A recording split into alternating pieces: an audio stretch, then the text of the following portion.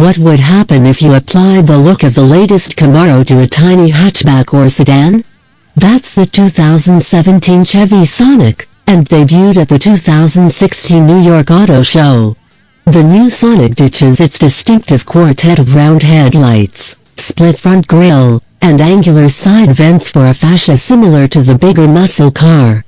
The taillights have been updated along with the rear bumper, but the rest of the form looks largely the same. The sedan version receives similar visual cues. Whether the updates strike you as an actual improvement over the existing model is largely a matter of taste.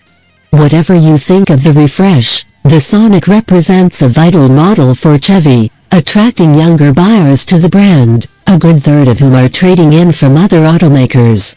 Aesthetics aside, the refreshed Sonic is mechanically the same as the outgoing version.